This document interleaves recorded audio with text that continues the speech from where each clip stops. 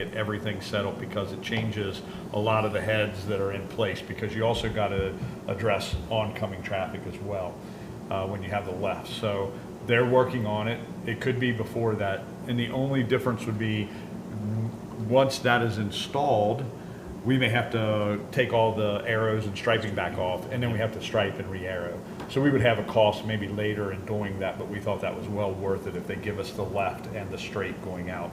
So we would have a right only, a straight and a left only. And that's going towards Dixie Highway. The other side would stay the way that it is and doesn't need to be changed. So will they analyze that light? And Yeah. Because Yeah, to me, you that's have part of the one long. that's constantly you're allowed to turn, but now you're going to stop that. Yeah, so what they'll do is, anytime you put anything into a new intersection, right, we're gonna allow a straight and a left now. That takes time, right? So every other segment of the light system has to eat up that time somewhere. So they'll run all of the analysis, especially on Turkey Foot Road, the straights, the turns, Because it and might not everything. save anything. Because it could, you're correct. It may not save anything or any time to do that. So they're running that, and they do that out of Frankfurt. They run the traffic analysis of it. Our engineers have done a little bit of it preliminary and said it doesn't look like it impacts it very much, but we'll let them run their numbers and see what happens. Because the last thing we want to do is do that, and then it backs up Turkey Foot Road even farther back, or it backs up the lanes farther, because like you said, the other side now doesn't get a turn whenever they want, and it backs up that side. The other side doesn't really back up too much. Every now and then, maybe to the seed store or something, but rarely do you see that side backed up too much. So I thought that was positive, so we can still accomplish getting that lane and getting the lefts that we were trying to get from the original part. So the city owns the striping, the maintenance of the lights themselves. Who owns that? The state owns the The lights. state owns that. So like Yeah. when that green light was out for like 2 weeks, Yeah, so we that's the reported. state, and we report it to them. Yep. And so when they change it, if it goes to 2 turn left green arrows, they'll make sure that it all gets installed and it's on their dime. Yes, sir. Okay. Yep. And that will take some time. They're gonna do a lot of analysis before it happens. I think from our meeting, they knew that we wanted to do it quicker, and they said, just keep in mind, it could take till spring Yeah. by the time we put it up. But they're working on it right now and said they have no issue with making those 2 lefts with the straight. There's a couple intersections that you've probably seen lately that they've gone to that. The one coming out of Kentlands Road, that's a one that we used as an example of, don't tell us you can't do it anymore because you're already doing it at multiple intersections. So that, I think it was positive, and they went through to do that. So hopefully in September, they'll start. They hope to be finished and out of there by October. One of the things that I did allow Wriggler to do with the contract, they can work nights. So there may be several nights that they're working to kind of get this done and pushed out of the way. The good thing is that it will just be a couple weeks instead of months and months of working. So hopefully that the people who are disturbed understand we're trying to get in and out of there as fast as we can to make sure that we limit the amount of destruction and putting them out as quickly as possible, that we can get through that. So I think that's real positive. I am working on the budget amendment to take that project Dudley Road out of the budget. And so we're taking that expense out of the budget, which I think we had $4 million for that in a line item. 60% of that was revenue on a grant side, so I take that out, kind of nets out, and right now it's somewhere around a $1.3 million plus to the estimated ending general fund balance. So that's kind of the impact to it. I left, just so you know, in the budget, I'll keep 700,000 in there, just in case for the striping part of it and some other issues that we may have to deal with as we go through it. So I'll probably estimate it out with some engineering, striping, and some other things. We could get up 600,000, but I'll put it in the budget for 700 just so we don't have to come back and do anything different to it. So if we have to make any additional changes, we may have to restripe the other side as well. But that's a part of the regular contract is restriping, so and putting down the arrows, so we won't have to. That's in that $432,000. So we'll keep that in. Even with the 700,000, we still net 1.3 million as a plus of what I estimated when we adopted the budget. Some of the citizens I've spoken with are concerned about, and I've talked to them because the road is pending construction, that the current lane striping is impossible to see. And so, especially when you're looking at older eyes, especially at night, they're worried that the new striping is not going to be bright enough. Is there a standard that we follow? And I can assure them that Yeah. we won't need reflectors in the middle of Dudley. Yeah. Standard high, Yeah. visible, yellow. Yeah. Okay. Yep. Yep. Okay. So, yep. So are you thinking that you're going to do a budget amendment? And can we wait till after this project is done? I mean, what's the rush to do a budget amendment? There's nothing. I mean, we just said that we have other things to do. So, no, we can keep it the way it is. We don't even have to do a budget amendment if you don't want to.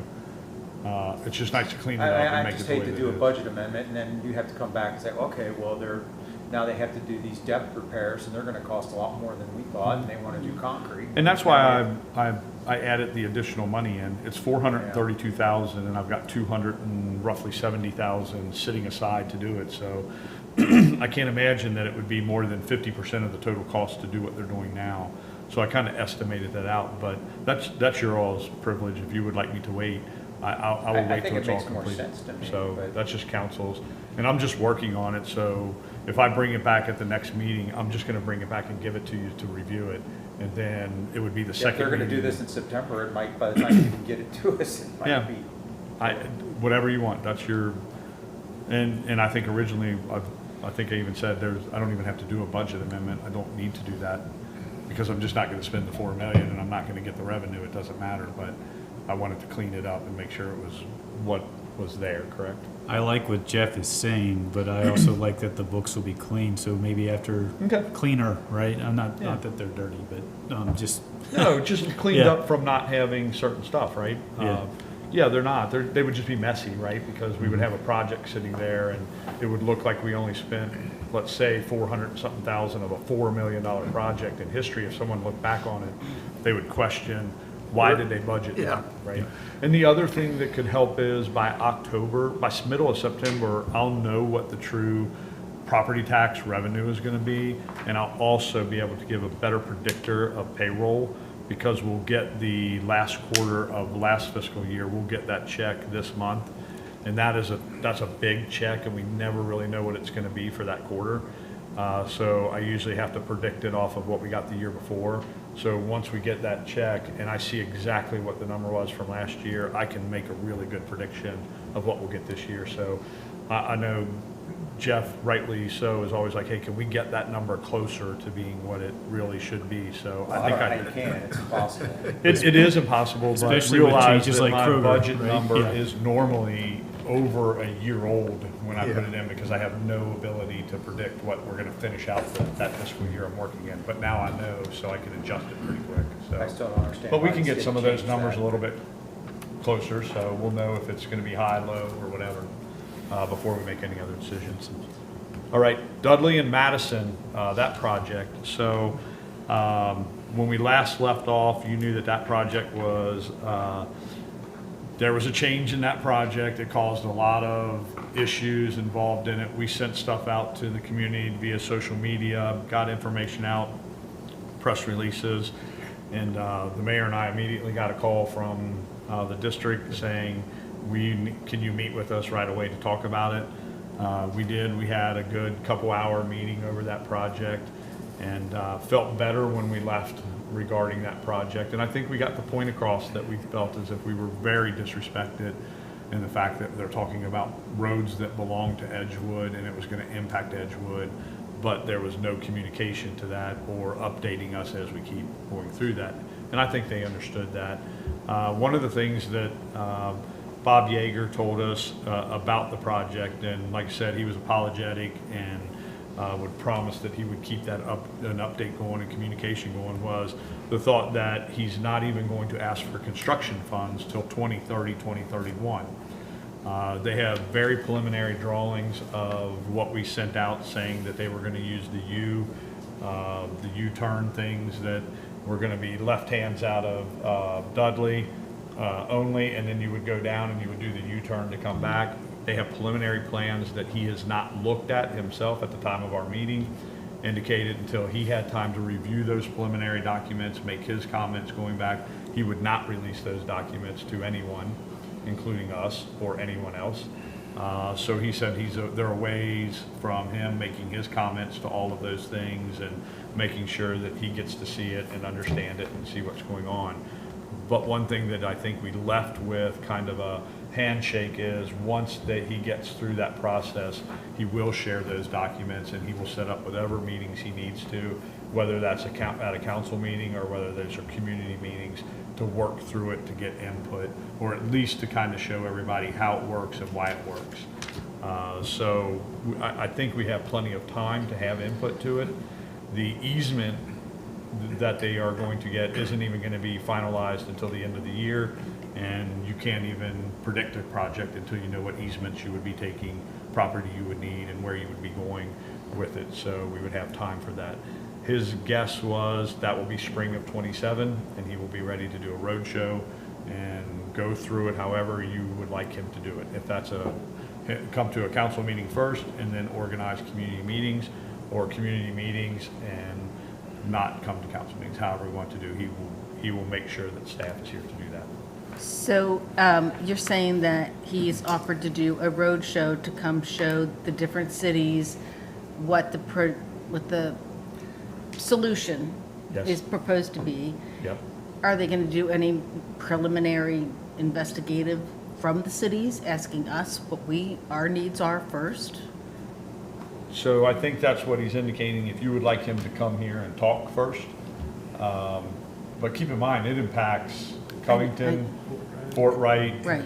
Edgewood are all within that property of doing it. So his indication is that those impacted communities, he's willing to come to them, meet at their council meetings, meet with them, do community meetings if that's what you want him to do, but he will design that however each community feels they would like to do that. Yeah, I mean, I would think it would behoove them to do some due diligence, find out what we think the problem is, whether our problem is the same as Covington's or Independence or Fort Wright's. Yeah. So part of that, keep in mind, we've already gone through what we know the problem is with them when they originally designed it. And so we've already talked to them about what that's backtracking Okay. to telling them again what the problem is, because we went through that when they designed the first phase of it to try to get it. This is basically taking that little phase and changing it. And when we sat down with them and the discussion becomes, remember, we were gonna go, when you got to the bottom of Dudley, you were gonna make a turn, real sharp turn probably.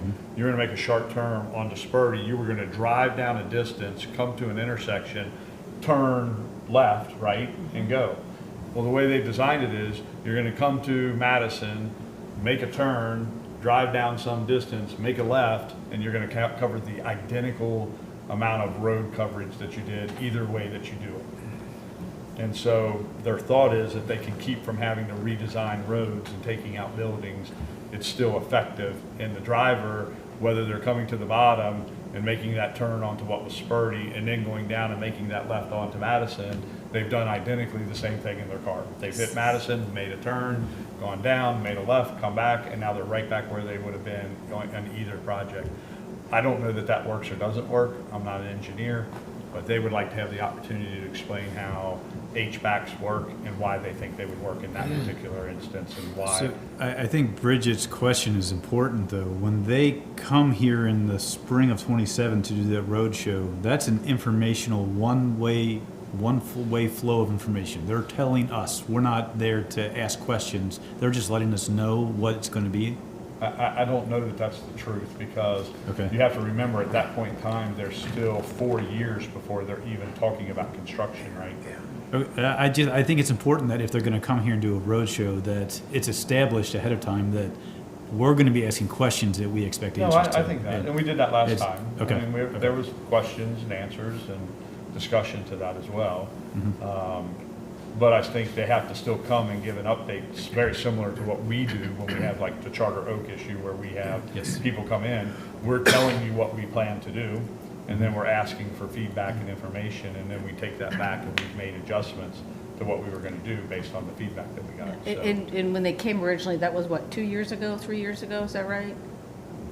ish. At time, It's been a Yeah. while. Right, it's been a while, and that's what I'm saying, you know, things do change, and the people that are making the decisions change as well. So that's why I think it, I mean, it was a very large presentation, a lot of questions were asked, a lot of concerns. It was mostly over the curve were made, so I mean, I don't know that there's more input to be had, but I think if you guys have input, then I think we should pass it along. Right.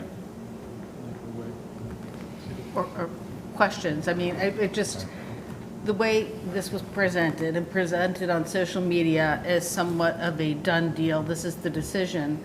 And they did that the first time with the They did it the curve. first time with us. We found out through Fort Wright that they Yeah. were even gonna do We it. were left out. They didn't Yeah. tell us. Yeah, so, I mean, that's, But they they have a did track change- record of doing that. But we changed dramatically what those designs were after that. We had major input after that. We had our engineers review the plans, we gave feedback to those plans, they changed the design of what they did, impacted multiple properties in that change. So even though they came to us and said this was the plan, which I'm not sure I would have done the same, I would have come and said, hey, this is what we're doing, right? And now give us your feedback and tell us what you need, and then we'll see if we can make adjustments to it. We can do that too as well. So yeah, I mean, I don't, if your message is, if they're gonna come here and tell you what to do, then I'll just tell them not to come, right? But if you wanna have that opportunity to at least get in contact with them, and then at least tell your message and what concerns you have and issues, to do it, the only way to do that is to have them come and tell what it Right, is, right? right, yeah. State and federal entities tend to have a message of, we are the state and federal, and we'll tell you what we're doing.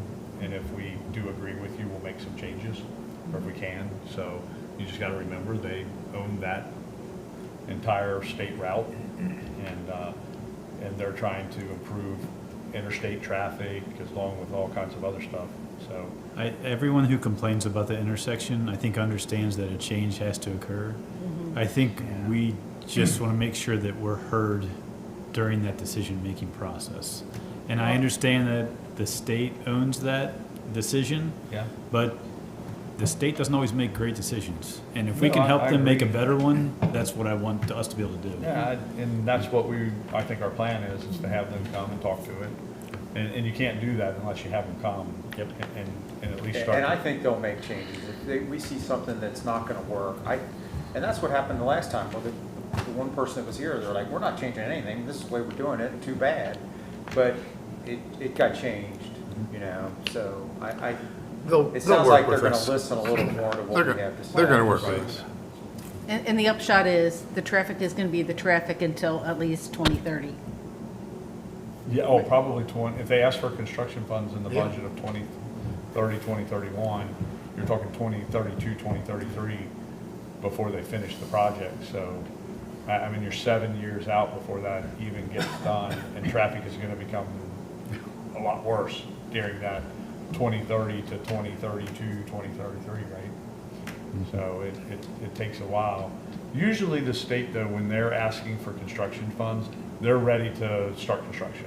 I mean, they've already let that project to whoever's gonna do it. It's all completed, done, over, and they're ready to start. So my guess is probably in 2030, 2031, they'll start construction. We will probably see some activity out there beforehand, doing preliminary, especially on the right-of-way and easement stuff. And then if there's any utilities that need to be moved, we'll see a lot of that out there prior to construction on utility movement, and try to figure that out. So, and there is a lot of questions still of other communities. So Fort Wright owns the street across it, that bridge that comes out of it. Well, you're telling them now, can they do lefts or rights? We don't know the answer to that. And then how do you get trucks or semis past that road going down and make the U-turn back and come back and do it? It's gonna have a fire training facility there. I don't know what the turning radius is on Covington's big pumper that you ride in the back, has the other wheels to it and everything, but it looks like it needs a lot of space to turn and make a U-turn, and U-turns probably aren't really good on that thing. So how they're gonna get those vehicles in there, that's a CDL test site, so they've got big trucks coming there. So I think Fort Wright has a lot at stake and what they're talking about and that's going to impact those properties across the street as well. So, They have a really wide way to get in by sanitation district down there across from Orphanage. Really big road. yeah, It goes but that the way. problem is it ends to private property. That's not, none of that property is public property. So is New Perceptions public property or private property? New Perceptions at the bottom of the hill. Yeah. That is a nonprofit, public. So it's, okay, but It's private property, yeah. it's Yeah, private right. property and an easement would take that if it needed to, right? Yeah, you're talking about a major You mean like blacktop eminent plant. domain to what you're Yeah. saying? If they're gonna eminent domain in our city, they can do it in Fort Wright as well. Right. Yeah. And they weren't taking New Perceptions, by the way. They had an offer for a Well, large number. that And building New would have Perceptions been was gone. Yeah. probably very, very pleased with that number to move to a new facility, right? Mm-hmm. Because that building is so It's old. bad Yeah. inside that needs work, that they were getting an opportunity to upgrade to a new facility somewhere. So Mm-hmm. I'm not sure that the taking of it, but you're talking about taking a roadway to a blacktop plant, and that might be difficult, but that's their business, and I don't have to worry about that part of it, but, and I don't have to worry about what gets in the other side where Fort Wright is.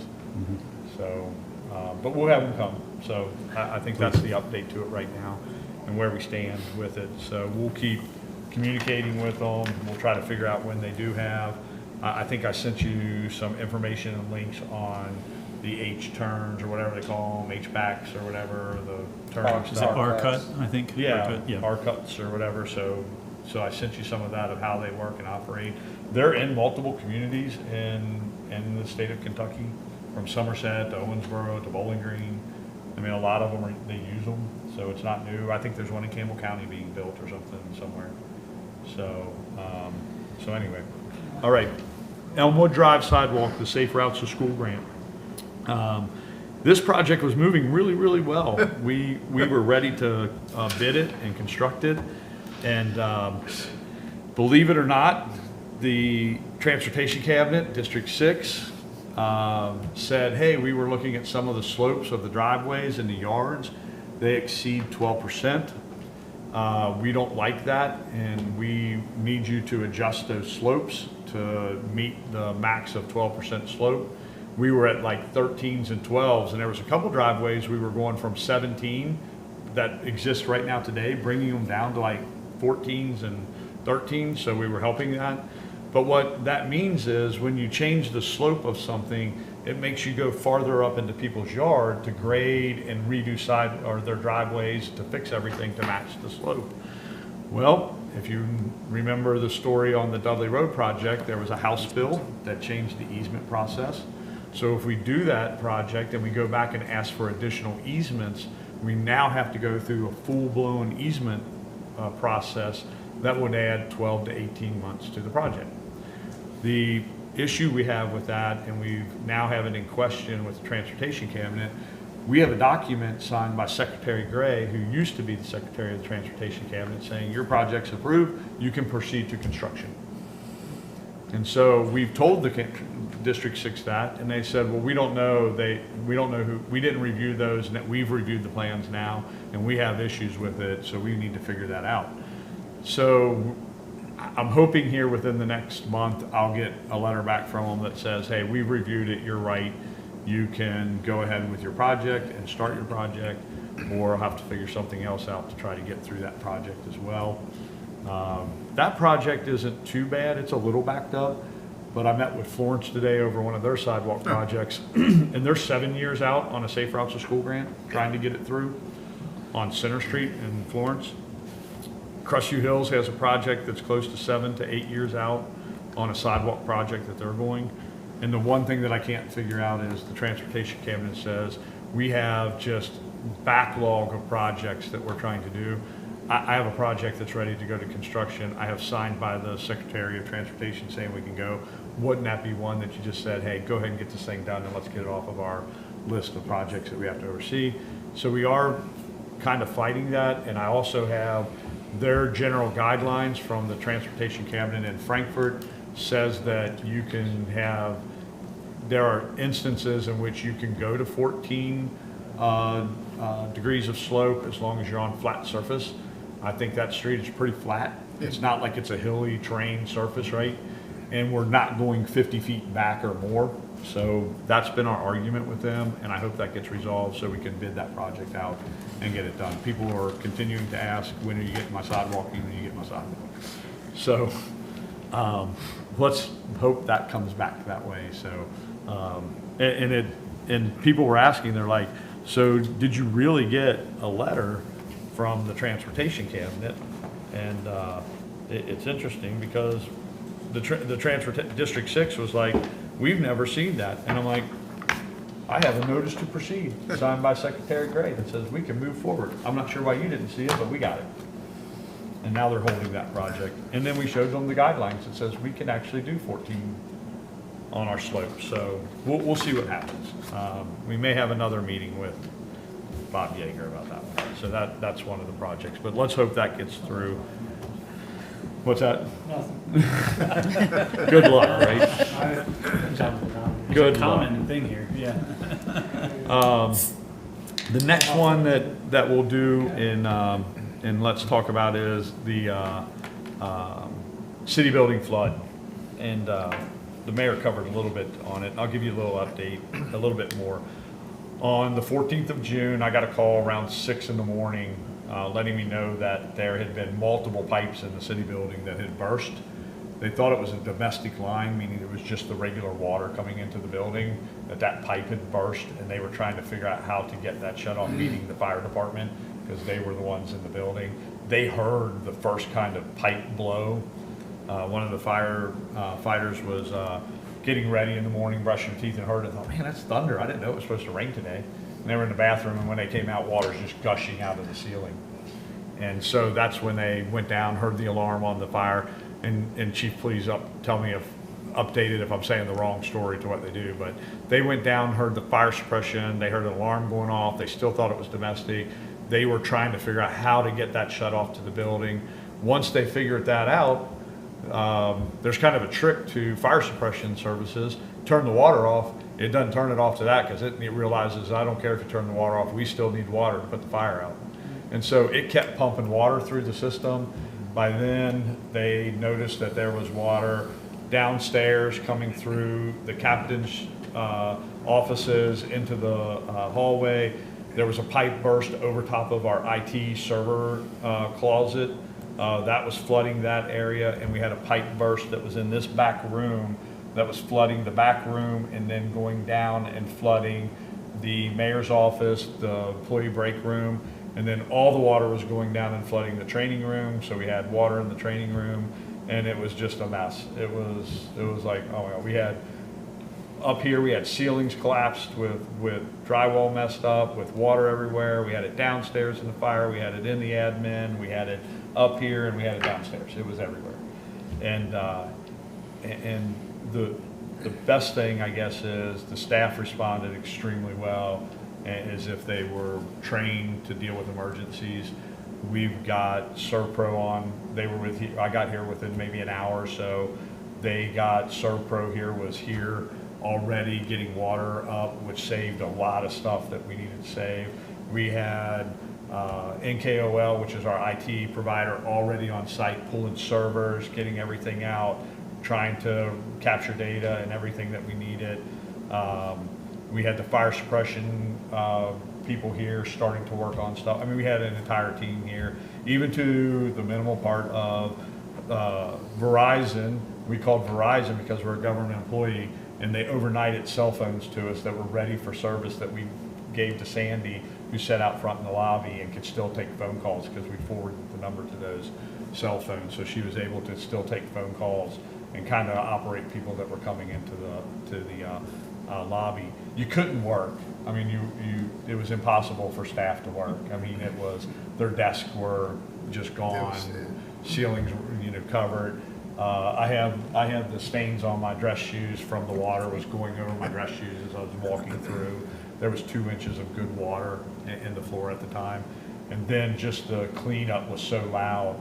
They had to put the plugs in their ears because it sounded like jet engines with the amount of fans and dehumidifiers. They pounded holes all along the wall to get airflow to them and everything. And so for several days, you didn't even realize it. Even when we got up and kind of got the servers kind of working and we could get to our computer, you went out to make a copy and you're like, oh, hell, the copier doesn't work. You know, we don't even have a copier to get stuff out. Did the electric shut off in certain sections automatically or anything? I think the fire department shut the electric off. Yeah, they shut electric down.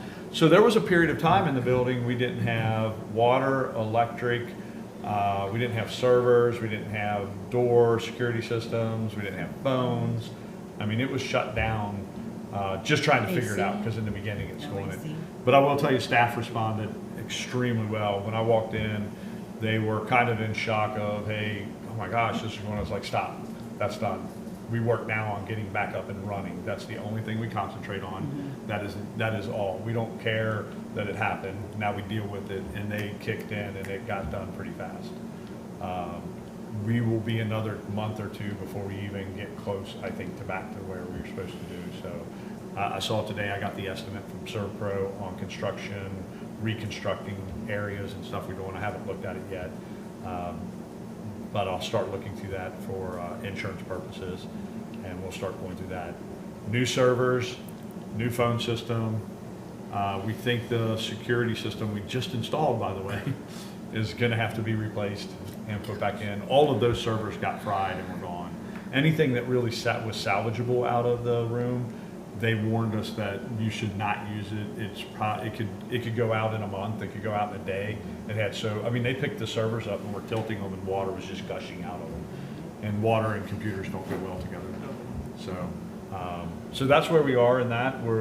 It's an insurance claim, so we're working through the insurance claim of it.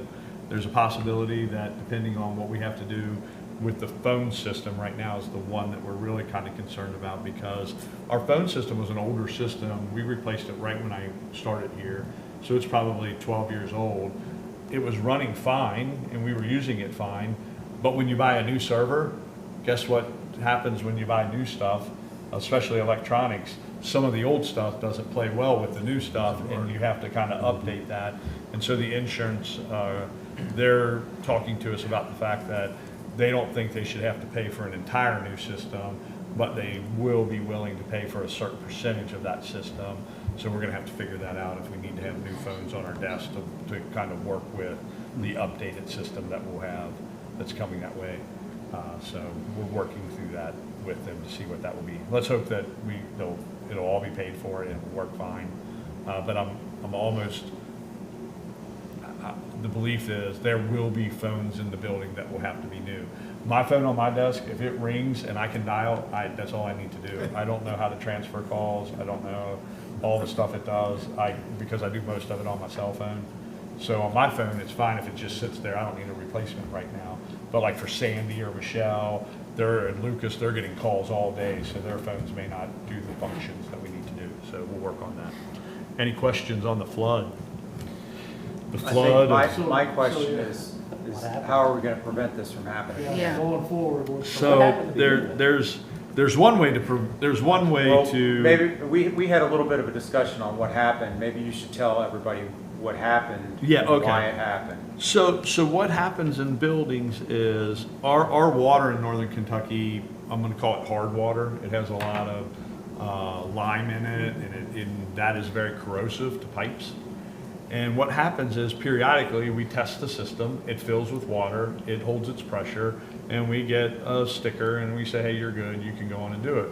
Well, when you drain that water out, there are low spots in the pipes in certain areas because the runs just have it, and water sits in those pipes. It doesn't get out all the way. And what happens when it sits there, it starts eroding the pipe, and the erosion eventually will just go all the way through, and there's a pinhole that happens in it. Sometimes it's a bigger pin than a pinhole, but a pinhole happens, the air pressure in the system drops, and then the system over there is sets off an alarm. Most days, you get an alarm, and we know that, there's a pinhole somewhere, turn that thing off before it floods. But in this case, it happened so fast, we didn't know that. So over the years that I've been here, and I'll backtrack just a little bit, 2012 maybe, we had a major flood because of the system. It flooded the chambers here, the mayor's office, and some other things.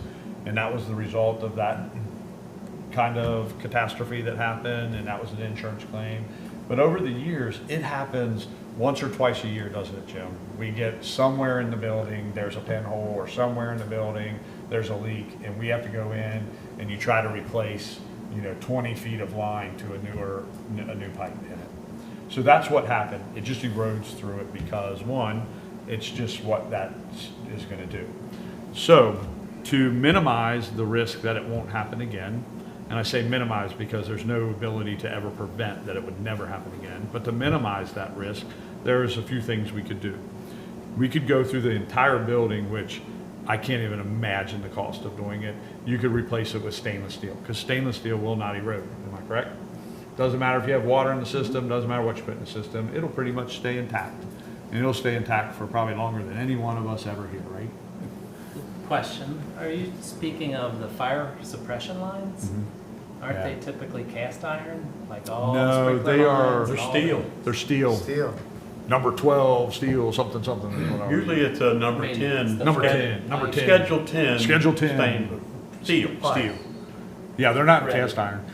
Now, the public line is cast iron, I think. Okay, and It yeah. looks cast iron, but the lines that we're talking about are just steel pipe. I mean, it's nothing special about it. A lot of the fittings could be cast ductile steel, where the 90s and the. And it runs Elmos. everywhere. I mean, it goes, I don't know how many feet of line is in this building, but my guess is it's hundreds and hundreds of feet to do it. So that's one thing. You can replace it with stainless. That eliminates the issue for as long as we are all going to be here or have to deal with it. The stainless would stay intact.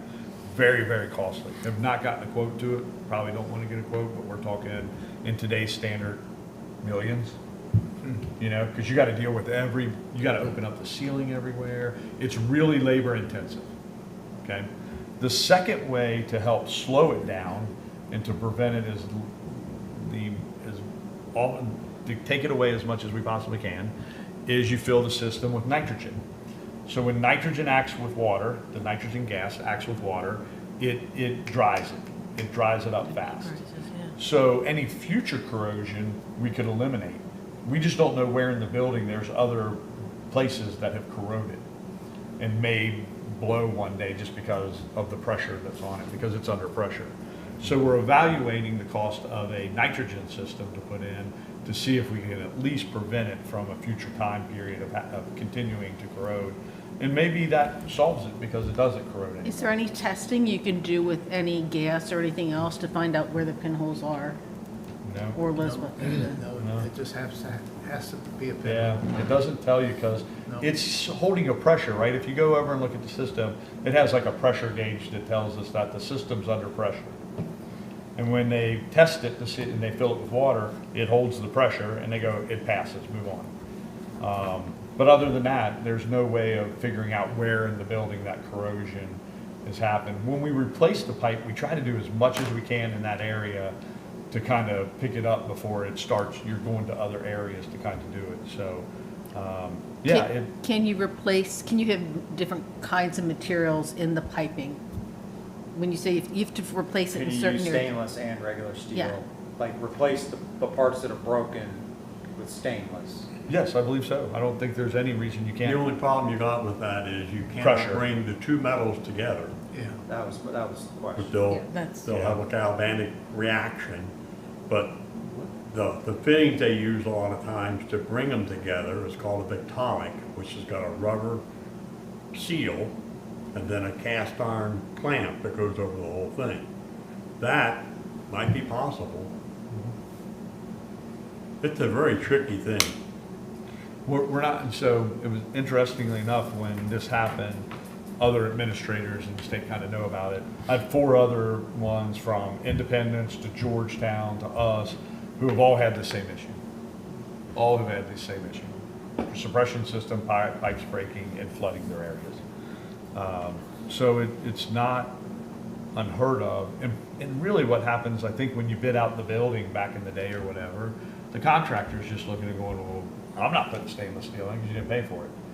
And the city God rest his soul, Roger, was the tightest ass guy you'll ever find, and I guarantee you he wasn't gonna put stainless in because he thought that cost too much and he wasn't willing to do it, and he thought it would last forever anyway.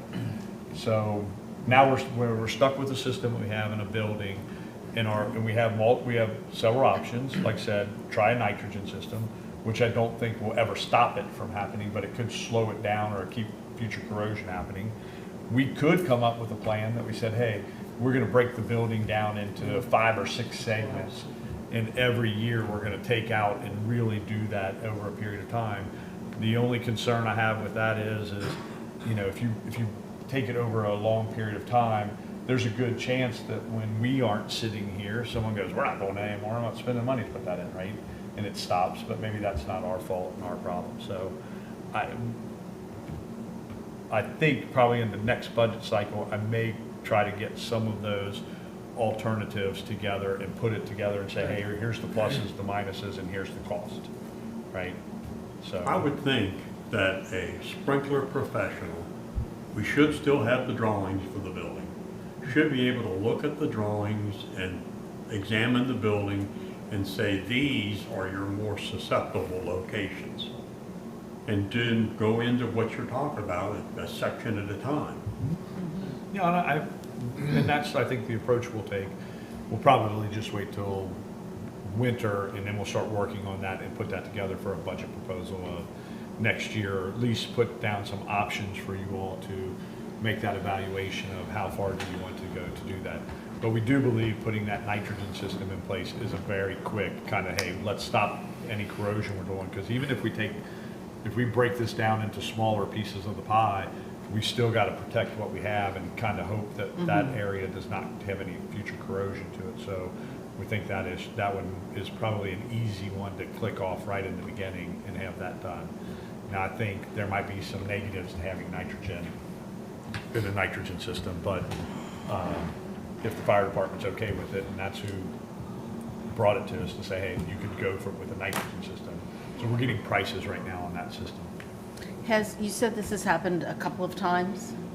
It happens. Oh, yeah. So the extent of what we have now, there was a smaller but bigger flood when I wasn't here, and I believe, I don't know when that was. Jeff, you all. It happened, but I don't remember. I don't remember, when. but I it was guessing it was pre 5 years after the building was Yeah. 2012 maybe. Yeah. I don't remember when it happened, but I started in 14, so it was before that because people talked about it, and it was like 2012, 2010, somewhere in that. Roger was here. So the fact that it's happened twice now, does that have any impact on the insurance of the building? Are they saying, hey, you gotta deal with this? So fortunately, and the mayor can explain this better because he's on the board, the insurance board. But because our KLC is a pooled insurance, and so typically what happens, it might impact us a little bit, but because we're in a pooled statewide insurance pool, they take all the claims throughout the state and run all those numbers, and they kind of give you what your premiums are based on everything across the state. Okay, And so it might help impact us just a little bit. okay. And I'm not even sure we were KLC back when it happened last time.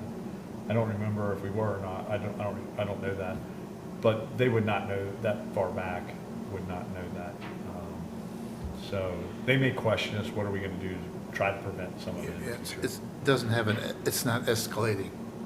Yeah. I mean, I guess I'm thinking if it was your house and you had the same thing happening over and over, Right. your insurance would say, deal with this, get it properly They would fixed. just drop you. The It house, would drop you, the right? house is a little They different. go Yeah. somewhere else. All right, so that's the city flood.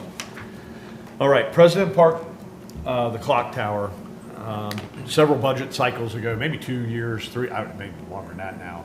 But we talked about painting President's Park and the clock tower. I came back with some drawings, and they were real exciting art drawings that would have changed the face of it and made it look all colorful, and we would have used our branding colors and everything. It just slipped my mind, and I didn't put it in the budget for this year to paint the clock. And I think we have money in there to do it.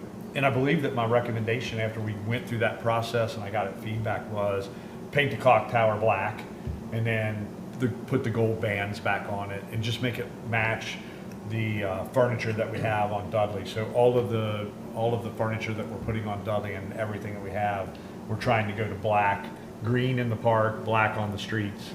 And so the quote I got back, skip that part, was 6,790. There could be a little bit of, it could go up to close to 7 depending on the paint we pick, and we may pick a better paint just so it lasts longer. But my recommendation is that we get it painted. It needs to be painted. There are spots in it that are starting to show. And I think the mayor brought it up to me one day. Some people, maybe they were questioning it or asking the question. They did. And so I told him, I said, I just totally forgot about going forward with that project. So $7,000. We could paint it green the way it is now, put the gold bands back. It will look just like it did when we put it in. But I do believe from everything that the feedback that black looks classier. It fits kind of what we're doing now for our branding. So I don't know if anybody has any different opinion of that.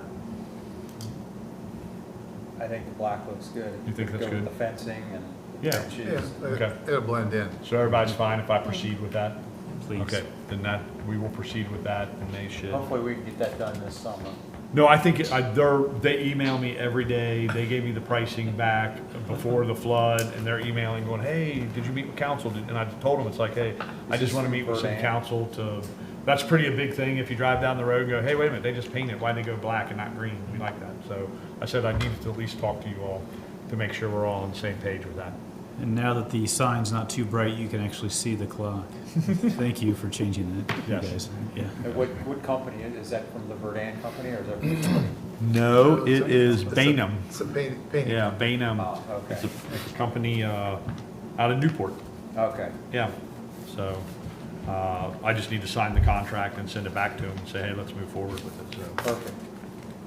and I think they're ready to send a crew out. I mean, you may see it in the next 2-3 weeks. You might see somebody out there sanding and getting it ready to go. So we'll get it finished before summer, I believe. The last one is the electric bikes. And I give the bikes kind of a bad credit because it's scooters, motorbikes. I mean, it's all of those things that we see driving on the sidewalks. And now, unfortunately, Chief, we see them on the streets. We saw them the other day. There were 4 or 5 kids riding those little mini bikes down Dudley in traffic. And sometimes the kids are maybe a little smart aleck about it because it's like, well, you told me to get off the sidewalk. So I'm not on the sidewalk now. Now I'm riding them on the streets. So anyway, what we've been doing, Frank has been doing some research to it. I've been doing research to it. We've been reaching out to other cities. I don't know if you've read, but Fort Thomas, Fort Mitchell, I mean, every community is trying to figure out how to deal with this and what steps to take. We have a draft ordinance. It is very draft, I would think, right, Frank? I mean, it's not ready for first readings or anything that I No, put that's together. right. So it's very draft. It has some concepts in there. One of the things in the research that I found, there is not a standard definition on a class 1, 2, 3, 4 bike, e-bikes and electric stuff.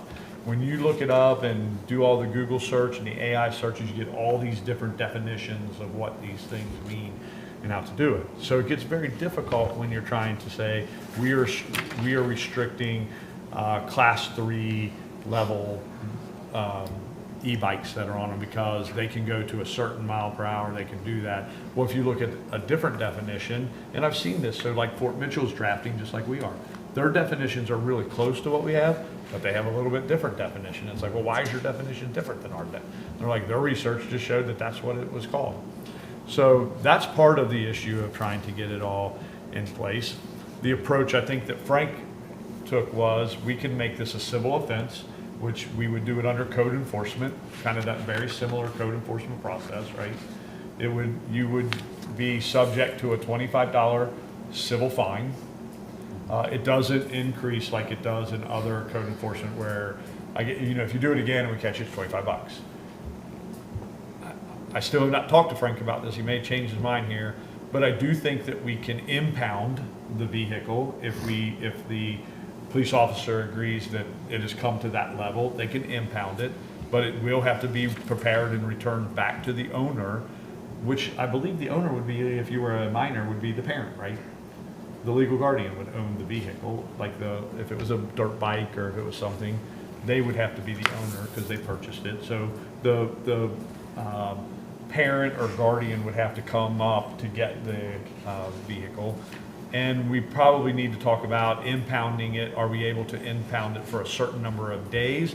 Or is we impound it and within an hour they're up here wanting their vehicle, we have to give it back. So we need to talk about those issues to make sure that we are doing that correctly and we aren't confiscating their bike illegally or their scooter or whatever it is they have on there. So that's a draft that we have. That's one draft. Fort Mitchell, and then Frank asked if I would contact Fort Thomas and get theirs as well. What our goal has been, maybe in Kenton County, when we're meeting with the city administrators, is can we get all of those drafts together, even if we put them in AI and say, hey, make me one, and then if we could all kind of adopt those, so that way if you're on Ashley and you're riding your bike in Erlanger and you cross over, you kind of know the rules. They didn't really change that much. And each community might massage it a little bit to their liking, but at least it would be fairly close to what it is, because there's not a community that isn't dealing with this, right? So that's our approach right now. And I spoke to Fort Mitchell today. Their city administrator says, hey, I just need to let the mayor read it and agree before I move on. So hopefully in the next couple of days, he'll send me their version. And then I'll reach out to Fort Thomas tomorrow and ask them if they would share their draft and what they're doing in Fort Thomas. So I have a question. Yep. Just so it's clear, is a 14-year-old allowed to ride a small motorbike on the road without a Chief? license? Chief Grines? No, in order to theoretically ride on the road, they should be 16 years of age. They do not have to have a driver's license, but in order to ride, I'm trying to think what the terminology is for those vehicles in KRS, but it's a slow-speed motor vehicle or something to that effect, and they still are supposed to be 16 in order to ride those on the public road. But they don't need to have a driver's license? Correct. Because, Depending on what kind of vehicle we're talking Yeah. about. yeah, there's a definition under the statute called a slow vehicle. I think slow moving vehicle or whatever. And it helps out it was really designed and meant for construction crews that you might have a four-wheeler out there, you're driving back and forth and doing Or stuff. probably tractors. Or tractors, right? Tractors, Back in yeah. agriculture, for agricultural, you could put a tractor out. Well, unfortunately, these fall under that definition by some people's standards, or some attorney would argue that. So the other phase that we're doing with the electric, motorized, scooters, bikes, all of those things, we're trying to talk with KLC to see, can we get some legislation passes that defines all these things for us? So the definition is identical, the same, and we all know what it is, and we can all enforce it. For the police department to try to enforce something, they need to understand the definition, and it needs to be really close, right? So that when they see it, they know how to enforce it. Not, I think it is, but I'm not sure it is, and I don't know how to do that. So we're working through that issue. And the last step, and please, the last step before we adopt anything, let Chief Kreiness take that through the police department, let them tear it apart, because we want to make sure that those officers out on the street feel comfortable that I could enforce that, and I Right. feel comfortable enforcing it, right? So that's sort of where I was going next. If you've pushed them off the sidewalks because we've made some ordinances, right? And a 14-year-old, 15-year-old is on the road, on the vehicle, they're not 16, you pull them over to see if they're 16, well, they don't have any kind of identification anyhow, because they're 14 or 15 years old. What do you do? What are we doing to the situation? Are we creating another situation? Tase them. And what's the difference between riding one of these and a bike? Yeah, so that is the issue. They're on a bike, they're not on a bike. It's a confusing world. Some of them have pedals that you can pedal them and say, no, this is my bike. And that's part of the issue. If you read through the definitions, there are ones that will go 20 mile an hour, but if you stop pedaling, they won't go. And you have to you got to keep pedaling for speed. But go ahead, Chief. But I'm this sorry. is a very tricky issue because you don't want to make the situation potentially more dangerous by putting young children on these vehicles in the roadway with regular vehicular traffic. So I don't know what the right answer is there, one way or the other.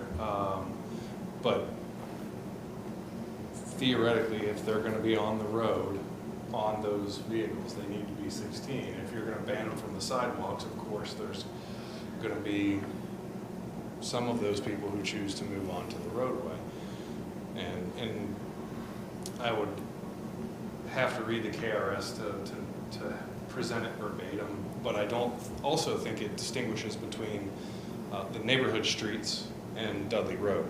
A highway is defined basically as a public Public road. street, that's right. So, yeah, I don't know what the right solution is, and I don't know that there's a great answer to it, but. Yeah, I think we I've just need to be flirted clear. I with- mean, I've we flirted can't just with, do it and it may about, still end up in the draft, of addressing all streets that have a speed limit of 25 mile an hour versus streets that have a 35 mile an hour. So we may go through and look at that to see, you know, it's prohibited on streets that are 25, but on streets that are 35, we don't prohibit it. And like you said, Chief, I mean, one of the things that we definitely do not want to do is put a child at great risk on a road because we think they shouldn't be riding on a sidewalk. And I think we really need to think about that. Right. And so on Dudley, we might want to get them off, but we all grew up riding our bikes on 25 mile an hour side streets, and maybe Yes. we can still maneuver that, and you feel that that's comfortable. But on the 35s and like the Thomas More Parkways and all that, you don't want them, No. right? I think my biggest, I saw Fort Thomas's ordinance, and I saw that they had 20 miles per hour. The first thing that came to my mind, can a police officer do radar on a kid on a bike? I don't even know. Potentially, LiDAR laser would be easier because it's more target specific. Right. But I just I don't know thought, if an e-bike is, My, I mean, we do it on motorcycles. my golf range finder would do it. It has this one on it to do miles per hour. coming. well, I just thought if we were looking at that and we just put out the information, like we have other information to slow down. If we said, hey, on the sidewalks, you can't do over, I don't know if they have speedometers on them or not. You can't do over 25. Because one day I was on Dudley riding, I was doing 30, and there was a kid riding on a scooter, he was keeping up with me. Yeah, we've So seen even it. if they were just doing 20, we could say, hey, everybody can't do over 20 on the side. So we have in the draft, I have where it says that we are required to place signage throughout the city on signs for whatever you decide. It would list some of those, like you were saying, hey, you know, electric motor vehicles are prohibited going over 20 mile an hour on sidewalk, or prohibited on this street, whatever it is. But we'll have to do some signage, just like we do anything else, I believe, to enforce it. It just seems very complicated, anything It gets very complicated. Because it's not one thing. It's not like it's just an e-bike. There's scooters that go 40 mile an hour. And There's this e-bikes. is not going to be a criminal citation where the officer has to go testify that they were doing 26, not 25. So it can be an So eyesight. they could visually say, you were going too I- fast, here's I- the citation. I'm sure Chief Carnes can attest to this.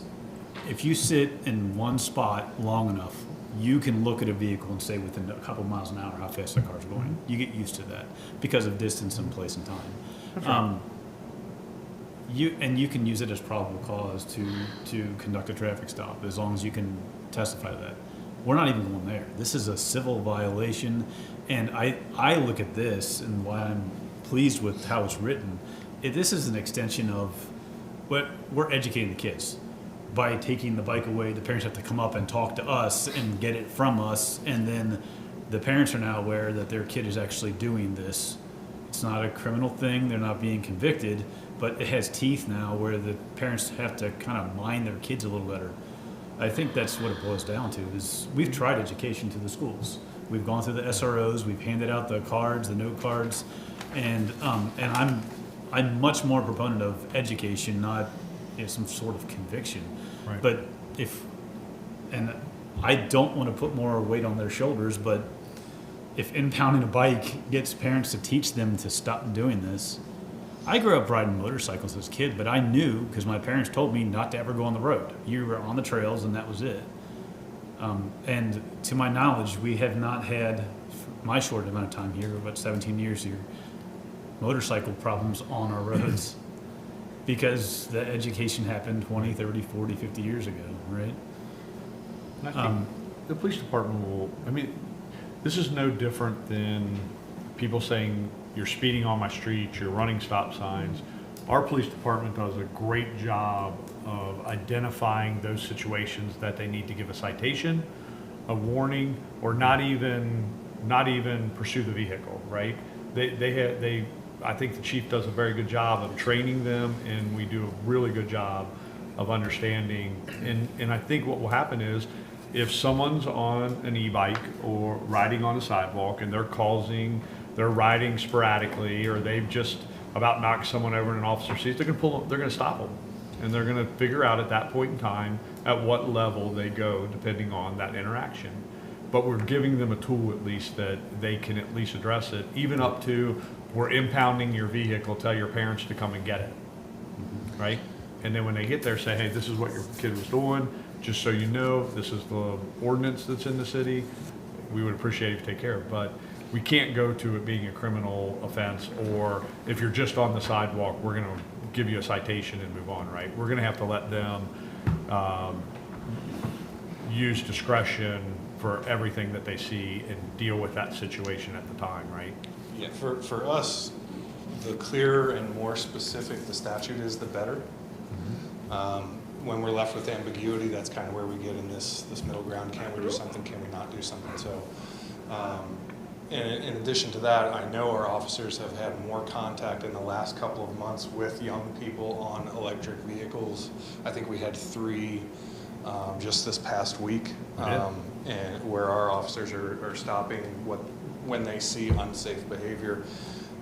Whether it's people in the roadway, whether it's people running through the crosswalks at busy intersections and things like that. So we are making an effort to continue that education face-to-face with our employees and the community.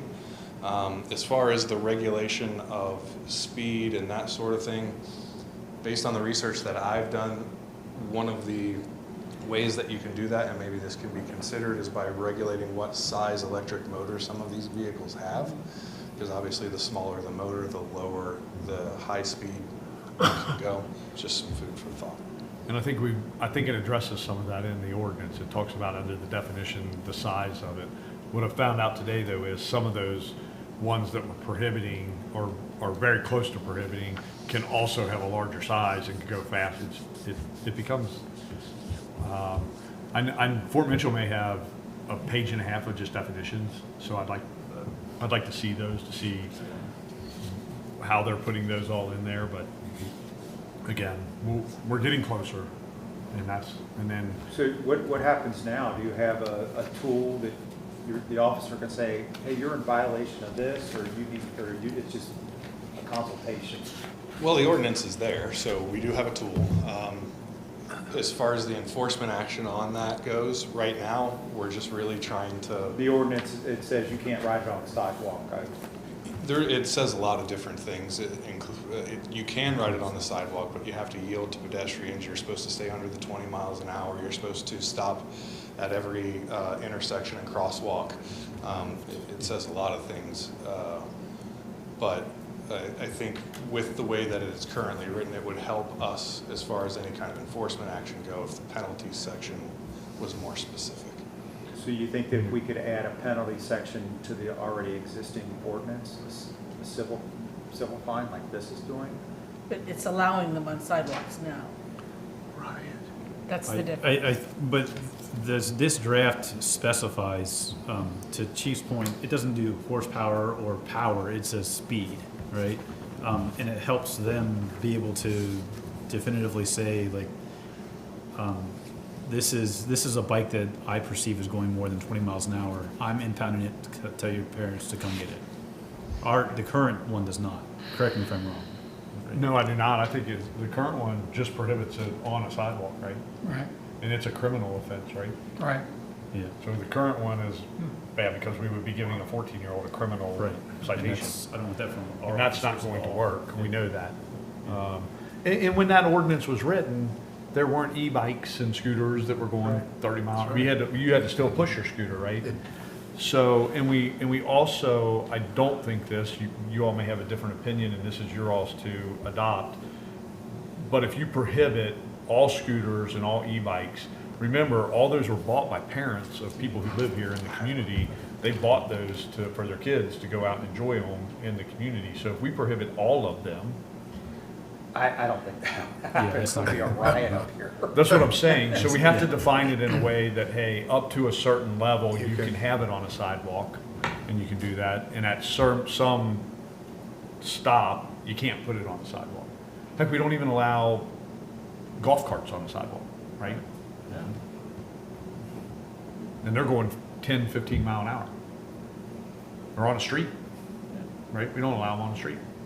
So we gotta figure how to balance that, and Jamie's right, it's gotta be a balance between a little bit of stick, right? And a lot of carrot, and say, hey, don't do it, but you still get to do it if you do it right. And then our SROs coming back into school, we'll try to keep making sure that they're educating and doing stuff to it, and we'll get them out in our newsletters and all of that as we work through it. Well, we get a draft. As you read it and digest it, if you just see something, drop me an email and say, hey, could you at least look at this section, or could you add this, or I noticed this section, you know, is it conflict with something? But if you see something that you want, and then I'll run that by Frank to make sure that one, if we can make that change, or I do have a question for Chief. Do we have space to store impounded no. mobile equipment right now? Well, I mean, let's hope the fact that we're not gonna Yeah. have hundreds of these things. I don't mean, think so. Yeah, I think the Yeah. word's gonna If- go if- out. if I- We're gonna I'll get tell you one what- back here. I can tell you this, and with the chief here, I'll tell you this. If I walk over there and there's 50 bikes that e-bikes have been done, we got a problem, right? We got a problem from the police department, we got a problem in the community somehow, and we need to address that. But we've got space to put one or two if we're messing with them, or if 3 of them are riding them bad and we've got to impound them. And I'm sure that the officer is gonna call that parent right away and say, hey, we've got it, it's here. Now, if they say, hey, you can keep it for a week, I don't care. I've told them many times not to do it. That's fine, but we've got space to hold a handful of them. We do. I didn't want to create another headache on that side. Well, Yeah. it's creating a headache. It's there. There's a headache there. It's a already. headache Yeah. already. It's just an issue of how do we have someone here to release the bike, or if we have it, and all of that stuff. Because now we gotta pull someone off of the street, we've gotta coordinate them picking it up. And you know, maybe not everyone, but I don't know if you know this, some people can be really nasty when they have to come pick up something and get on police. So it creates another time that an officer has to deal with that, or staff has to deal with that call. But we'll do it, right? Body cameras. All right, we'll work on it. I'll pull those other ones. When I do get Fort Thomas and Fort Mitchell, I'll share those with you as well, just so you can see what the other communities are doing. You might see something you like better than what we put together. And I think that's it. I took up a lot of time. Well, thanks for the But we update. covered a lot of things. No, we need to do it, otherwise we're not fulfilling our obligations here. All right. All righty, we do have some municipal ordinance and some resolutions. Tonight, we do have an ordinance 2026-06-04, which is the annual codification. The second reading, Mr. Wickman. Yes, sir. It's an ordinance of the City of Edgewood in Kenton County, Kentucky, enacting and adopting a supplement to the Code of Ordinances of the City of Edgewood, Kentucky. My summary, it simply, as the mayor indicated, a housekeeping provision. The ordinance doesn't create any new obligations or duties. It simply incorporates into our Code of Ordinances all of the ordinances that were enacted during the previous year. Thank you, Mr. Wickman. I do need I'll make a motion to approve ordinance 2026-06-04. Jeff, okay. Second. Ron? Call the roll, please. Mr. Shriver? Yes. Mr. Thielen? Yes. Mr. Barledge? Yes. Mr. Messmer? Yes. Mr. Rule? Yes. Mrs. Spears? Yes. Approval has been given on the ordinance for the annual codification. We also have ordinance 2026-06-05, which is a budget amendment for the fiscal year 2025-2026 on the health insurance fund. I think we explained that before, and we're just now having to approve the budget amendment.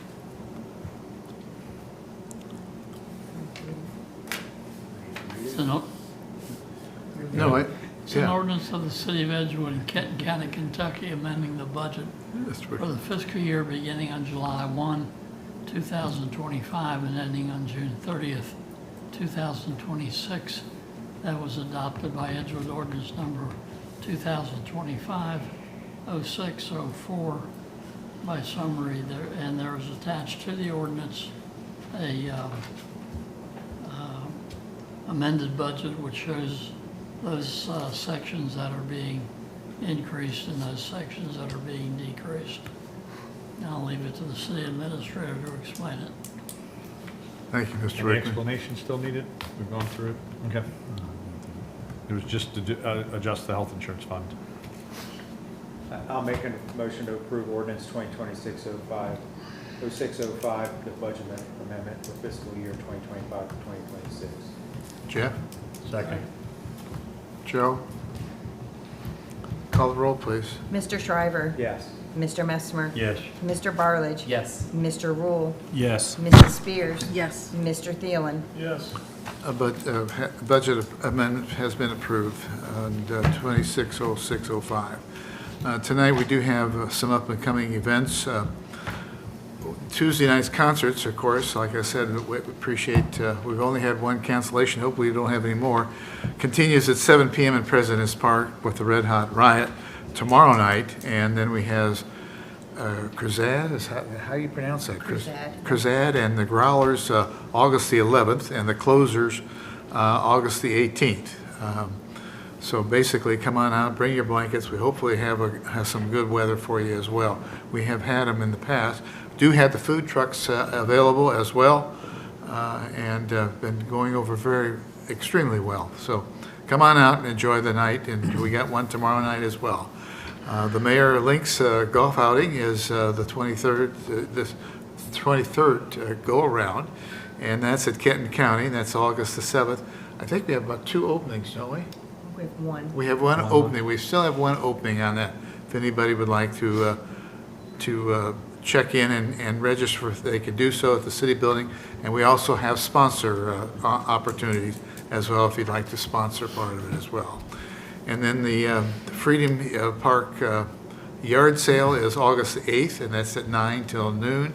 The only sad thing about that one is we want you to come out and bring your money. It's sold out. So all the tables are sold, but again, it corresponds with the 127 big sale going down the highway. So we're hoping that we'll have a lot of visitors come by on the 127 to look at our yard sale as well. So that's 9 till noon, and that's Saturday coming up as well. John, I believe that residents can still have their own garage sale. Oh, yes. And Oh, we- yes. We will promote that also. Yes, and we are promoting that as well. If you want to have your own. Yeah, correct. We got that on the, so basically, we should have this is a confined area which you don't have to take your stuff back home if you don't want it. This is the nice thing about the freedom, and that's what gives you the freedom. Bring it up and sell it all with that. But Yeah, so one of the things. Other thing, One Brian? last thing, and maybe I'll bring it up and just kind of address it a little bit. I've been hearing some people say, hey, we need to watch our future. Saney is struggling. They're cutting back. You need to watch with all the Medicare changes and everything that's going. So the mayor and I have met with Saney. They are expanding. They have a building that they're going to build. Chief Schaefer and the chief have met, and they've seen the plans of that. So they're building an additional, as you go around to where the parking sits off to the side, the main entrance, they're building another 5 stories, I think, Chief? Yes. Somewhere Yeah. in that capacity of that building to house additional patients and everything. And I want to make sure everybody understands, they're growing and expanding here in Edgewood, and they will continue to do that. And for the people who are saying that, you need to watch, they're cutting back, they're laying people off and all that, we have not found that to be true one bit. And I don't think that, if that's just a ploy to make it sound as if when you're doing projects and stuff that you're not spending the money correctly because we need to pay attention, that's not true. And that project I think will start probably in the next year or so, and we'll see that kind of build up and expand. And I think they have future plans that we'll see announced probably in the next several years for additional building to it as well. So I want to make sure that everybody understands that if you hear that, it's not even close to being the reality of what Saney is doing here in Edgewood. No, I agree, Brian, and from the standpoint of people get on the Twitter and Facebook and other things, and they start facing this and doing that, and basically it's false. A lot of it is false information they're passing out, or rumors that they want to spread from the standpoint.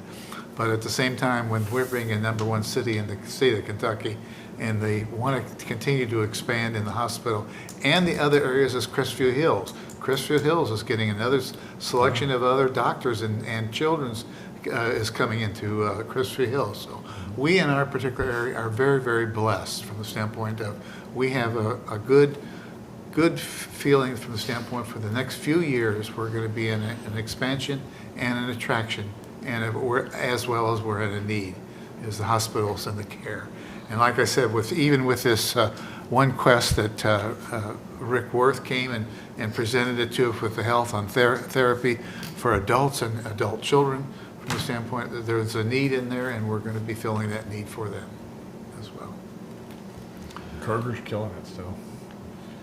Their CEO was here Friday as a surprise visit to the store. Loved it. They've had a national investing firm come and see this store here because they were going to invest a crazy amount of money in Kroger's and wanted to see their new concept store. Kroger's picked Edgewood to showcase that future of what their stores look like. So they've done a great job with that. I was there that day. All the shelves, all the Oh, stock. you couldn't walk 15 feet without a Kroger employee going, "Can I help you? Are you finding what you need?" And they had it everywhere, so it was good. A lot of the And then checkout lines were they open, filmed a the people were commercial just standing at the there. Kroger's. Yeah, in very Edgewood, true. Was the So robot? Very true. Did it have a cameo? it's probably those Kroger ones that are filling all those carts right in the middle of the aisle and you can't get past them, so. Yeah, we're very I can't blessed. complain because I don't get to do grocery shopping often. Jeff sees me there and all I get to do is push the cart and I just follow around. And, You're not allowed to wander. no, my wife sends me for something that she knows is going to be extremely difficult to find, and it occupies me for the next half hour that she's shopping and getting our groceries. So that's all I get to do. That was the goal. We've set a good example. But I did want you to know that Saney is doing great and they're expanding. Yeah. Kroger's is doing great, and I can't believe that they're not filling the rest of that plaza up there with the amount of traffic that is going in that area. So if you're looking for a business opportunity, that would be a great place. I didn't know if that was by their design or they didn't want people moving in yet. No, it's open. You could lease. It's ready to lease, and so it's ready to go. So Oh, yeah. Well, we've got everything, and everybody's in nice the restaurant area. or something. in Yeah. there maybe right. Yeah, that'd be good. With that, I would entertain a motion to adjourn. I'll make the motion to adjourn. Okay, Ben I'll second. and Jamie seconded. All in favor? Those not in favor? Like signs, good night. Thank you very much.